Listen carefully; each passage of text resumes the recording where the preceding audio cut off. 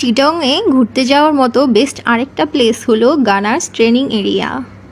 এটা চট্টগ্রামের হালিশহরের আর্টিলারিতে অবস্থিত। আমরা ব্যাটারি চালিত রিক্সা করে আর্টিলারি রাস্তার সৌন্দর্য উপভোগ করতে করতে পৌঁছে গেলাম গানার্স ট্রেনিং এরিয়াতে। হালিশহর থেকে 10-15 মিনিটের রাস্তা মাত্র। এন্ট্রি টিকিট হচ্ছে মাত্র 20 টাকা। কিছুদিন আগে অবশ্যই 50 টাকা ছিল। হালিশহর সাগর পাড়ের কাছে এত সুন্দর একটা জায়গা। এন্ট্রির পরেই এই রাস্তা থেকে আপনারা দূরের সাগর দেখতে পাবেন।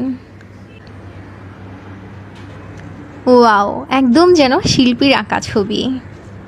চিটংয়ের আশপাশে অন্য কোনো সাগর পাড় এতটা সুন্দর বলে আমার মনে হয় না। এখানে আসলেই যে কারো মন ভালো হয়ে যেতে বাধ্য। এদিকটা একসাথে অনেকগুলো বক দেখতে পারবেন। বক অবশ্যই বর্ষাকালেই দেখা যায়, একসাথে কতগুলো বক। তাই এই জায়গার সৌন্দর্য উপভোগ করার জন্য আপনাকে অবশ্যই বর্ষাকালেই যেতে হবে।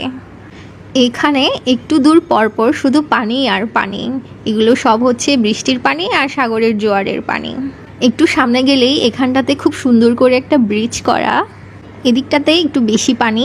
এটা মূলত এদিক থেকে ওই পারে যাওয়ার জন্যই করা হয়েছে।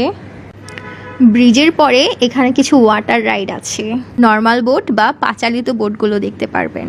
দেখে মনে হচ্ছে না এত কম পানিতে বোট কিভাবে চলছে, আমরাও তাই ভাবছিলাম। কিন্তু না, এখানে কিন্তু প্রায় 5 ফুটের মতো গভীর। আমার বোন আর আমি একটা লাঠি দিয়ে মাপলাম। এখানে কিন্তু আপনি কাপ্তাই লেকের মতো করে কাইকিংও করতে পারবেন, ওই যে একজন করছে। সব মিলিয়ে এটি একদম দারুণ একটা জায়গা।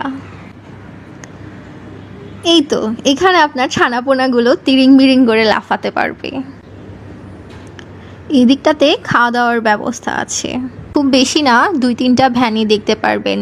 আর্মি এরিয়া তো, তাই খুব বেশি ভ্যান এখানে অ্যালাউ না। এই দিকটাতে আছে বেশ অনেকগুলো চেয়ার। একদম সাগরমুখী হয়ে বসে সাগরের সৌন্দর্য উপভোগ করতে পারবেন।